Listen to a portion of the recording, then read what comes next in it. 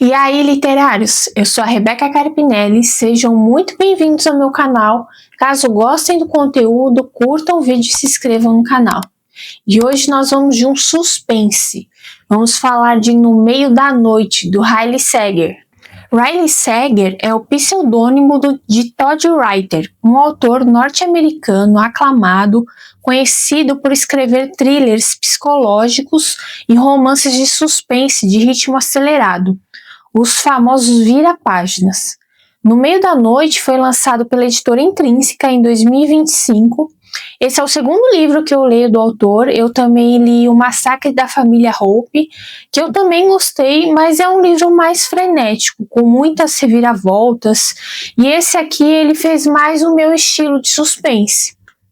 E No Meio da Noite vamos conhecer o Ethan, um homem com seus 40 anos que está passando por vários problemas na sua vida pessoal, profissional e principalmente problemas emocionais, que a gente vai descobrindo ali durante o livro. E ele está voltando para a casa dos seus pais, que ele viveu na infância, para ficar morando um período, para tentar se estabilizar financeiramente. E os seus pais se mudaram para a Flórida. Só que essa casa da sua infância mudou tudo para ele quando ele tinha só 10 anos, no verão de julho do ano de 1994.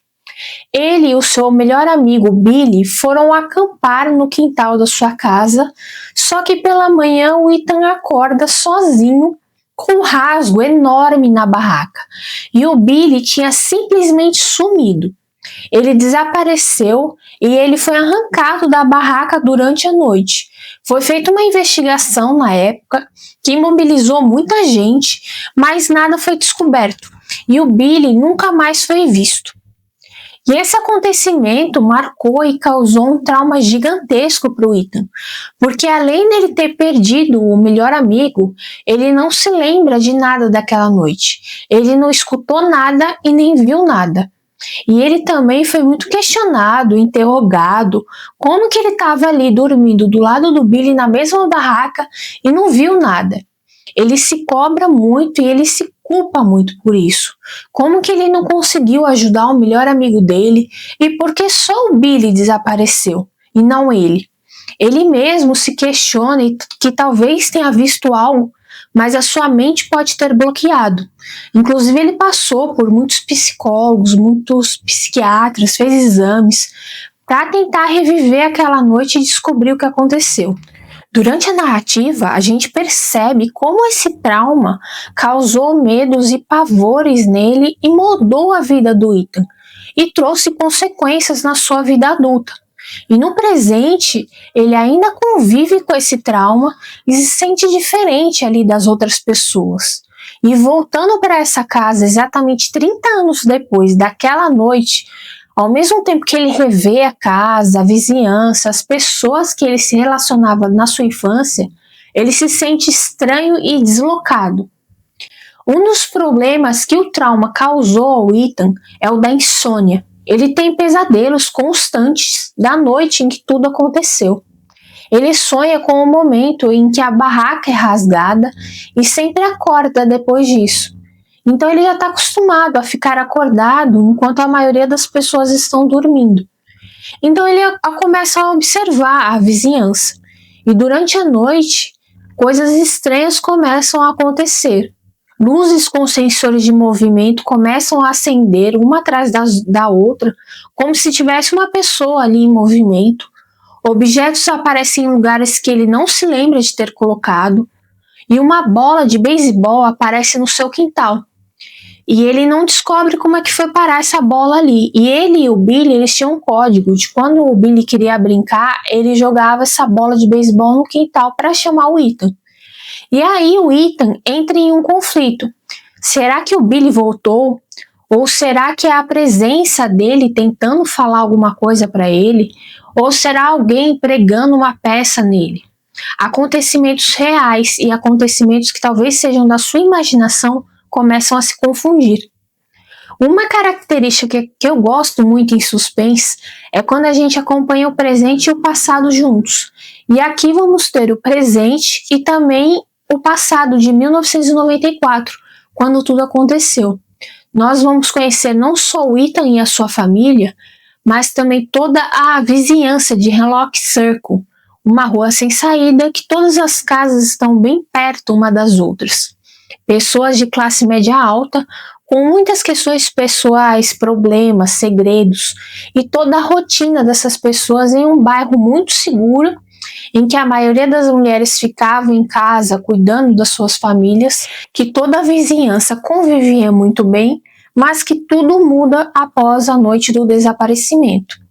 E além dessas casas, que eram todas umas viradas ali umas para as outras, atrás delas tem uma floresta bem densa em que ficava um instituto, até então misterioso, que o dono era um homem muito rico que fazia experiências, mas que ninguém sabia muito sobre e também muitos evitavam o assunto.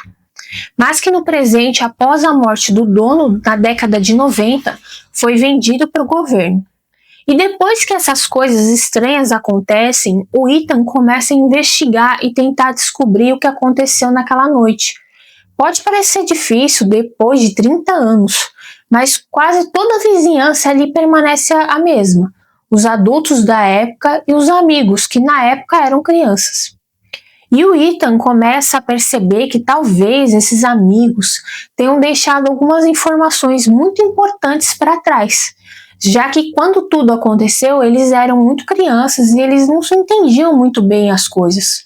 E toda essa investigação do Ethan parece ter a ajuda de alguém ali às escondidas, querendo que tudo se revele. Vão ter acontecimentos frenéticos dessa investigação, como eram as interações na década de 90 dessas crianças.